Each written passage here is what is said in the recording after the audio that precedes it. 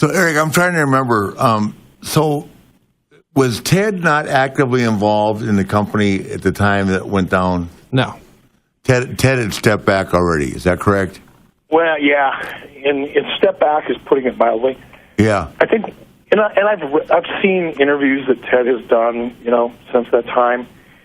Certainly, I don't talk to him anymore. But the whole AOL Time Warner merger was a giant cluster. There's been books written about it. What a disaster of a merger. In fact, the best book that you could possibly read on this subject is a book called When Fools Rush In by an author by the name of Mina Monk. And it really describes the cluster, just the politics, the mess, and the financial disaster that AOL Time Warner and Turner became. And one of the biggest casualties was Ted Turner himself. Of course, I heard that was from AOL, though, right? It was AOL Time Warner. Ted agreed to the merger and agreed to terms within that merger that effectively took him out of direct control that he'd enjoyed at Turner Broadcasting. But he did so believing, quite honestly, I think, that he could trust Joe Levin and he could trust the people involved. And immediately after the merger was finalized, they showed him to his office and said, "Here, just sit here and do whatever you want to do, but you're no longer involved in the decision making process." Yeah, what a ridiculous decision!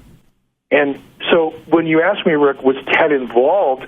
He had a figurehead title at that time, but he no longer had any operational stroke whatsoever. Yeah. And that actually started about 1998 when the whole AOL Time Warner, well, it was actually Time Warner first, but when the Time Warner merger started, percolating, I think around early 98, is when, Ted started really losing gradually, didn't happen overnight, but gradually losing operational control. Yeah. Well, I can remember you and I talking one day. I think we were at Jocks and Jill's or whatever that place was called. Yeah, the base of the CNN Center. Yeah, and this was right at the end, and Eric and I were talking about the fact that the Braves went up for sale, and they wanted $400 million for him, and Ted didn't have the money to pay him. He had the money, but he wasn't going to. And the Braves were his passion. Would you agree, Eric? Yeah, absolutely. Yeah, he went to games all the time, but they went up for sale for $400 million. He didn't buy them. And so it wasn't he didn't have the money, but, the right. It wasn't a good investment at the time. Yeah, because he got burnt so bad. I thought it was on AOL stock, but it was a combination of both. Yeah, well, when Turner first, the first deal they did was with Time Warner, and then shortly after that, on the heels of that, then, AOL came in. AOL barely exists anymore as it did back then. Yeah. You can't even find them on NASDAQ, I don't believe. Yeah. But at that time, that was at the time of the Internet bubble, Steve Case and AOL, everybody thought the entire world was going to revolve around them. And the bottom fell completely out of it. I'll tell you how bad it was, not to go too far into the weeds here on business things. But when I left WCW in September of 1999, I had 2.5 years left on my contract, and they sent me home. And I wasn't making the kind of money that Rick made or the kind of money that Talent made, but I was doing all right. I was living there somewhere between $500,000 and $700,000 a year with bonuses and crap like that.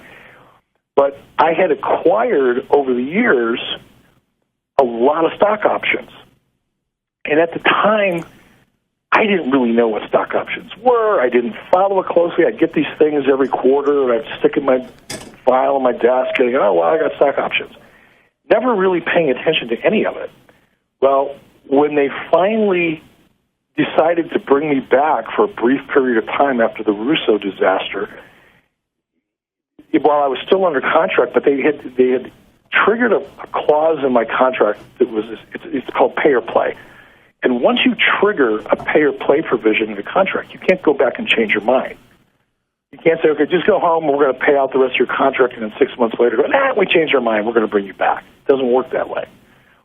So when they triggered the pay-or-play provision in my contract in September of 1999, and then in 2000 decided, whoops, we screwed up, we better bring him back, it gave me leverage to renegotiate my deal.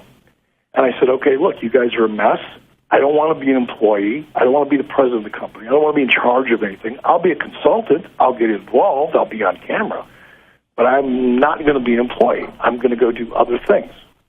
And they agreed to that. In fact, they paid me more money. What they did is they bought out my old contract at 100 cents on a dollar.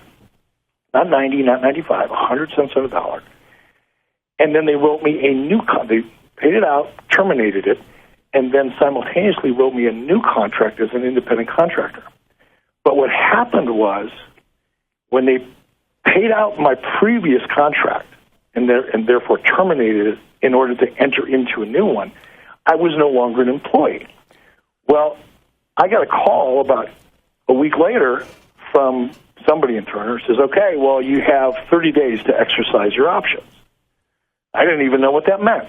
So I go in my file, I get all my stock options out, and I look at it, and I go, holy crap, I got about $1.5 million sitting here. I didn't even know it was in my desk. Oh, my God.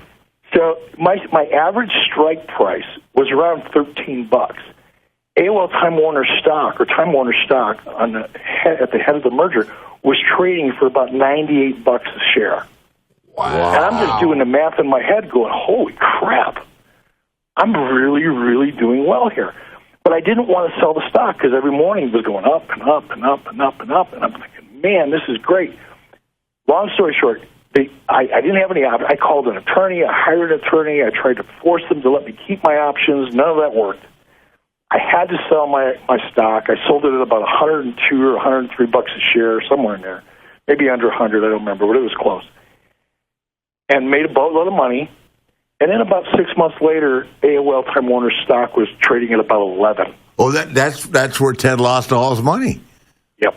And so did a lot of people. I already lost like $4 billion. Yeah. And, I mean, and, people like Brad Siegel and, people that were at my level and above me, they're the ones that really suffered the most. They got crushed. Yeah. Hey, I've got to tell you something, Eric, and interesting in this conversation, and if it hadn't happened, and I can find the name. So I'm on a plane with, and I want to get a comment on this because it doesn't matter to me, and I'm sure you don't care either. I'm on a plane flying somewhere with a woman who is taking her daughter. I'm trying to think where I was going. Her daughter was going to enroll in Juilliard. Okay, yeah. In New York City. I must have been going to New York, right? So, and her husband worked for Turner. And she goes, I know who you are. And my husband was there while you were there. And I cannot think of his name. And I said, so, you'll love this. She said, what did you think of Harvey Schiller? And I said, I don't know. I didn't know him very well. And she said, he may go down in history as the biggest loser in the history of Turner Broadcasting. Wow. Have you ever heard that, Eric? No, I never did. Harvey. I didn't always get along with Harvey. No, but I liked him. He was, a nice guy. But I guess they just thought that he was a disaster. This guy has been there forever. He knew Brad Siegel. I mean, the woman knew all the names.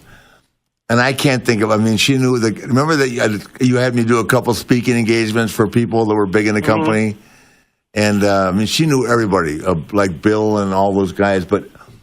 And she said, "What'd you think of Harvey Schiller?" I said, "I didn't know him very well. I mean, he came to Sturgis and all that." And she said, "He'll go down in history as the biggest loser in the history of Turner Broadcasting." And Eric, I'm not asking you to comment on that. I'm just saying that there was a name out of the past. I'd forgotten all about Harvey Schiller, So yeah, Harvey took over for Bill Shaw, and I wasn't happy about that because I really loved Bill Shaw. Yeah. And we're still friends to this day. And I was so comfortable with Bill, and there was a trust level he was there. a nice guy. We had great momentum. We had great momentum together. And then Harvey came in and took over WCW because it fell under Turner Sports, and Harvey was the president of Turner Sports. And Harvey was, former military. I think he was a major in the Air Force. So he was a very, crew cut, very buttoned down, kind of what you would imagine an Air Force major or colonel to be like. And he kind of ran his business like that. So it was a little bit of a conflict with me because I was more of a nonconformist from a corporate point of view. But we ended up really developing good trust together. Harvey was only there for a short period of time, but I will say this. Harvey was a political animal. Harvey saw what was going on at a much higher level at Turner than I did, certainly at a much higher level during the AOL Time Warner merger than I was capable of understanding or exposed to. Mm-hmm. And Harvey I think Harvey really saw himself as the president of Turner Broadcasting to take over Terry McGurk's position. Yeah. And that's right. That was the name I was looking for, Terry McGurk. Yeah. Yeah. I think he wanted. This woman knew everybody. I think he wanted Terry McGurk's job, and it didn't work out for him. But I will say this: Harvey Schiller left with a boatload of money. Of course. And he went to work for George Steinbrenner. Yeah. And I think he is. I don't want to say he's a member, president, or one of the top executives at the U.S. Olympic Committee, or one of the larger sanctioning bodies in U.S. sports.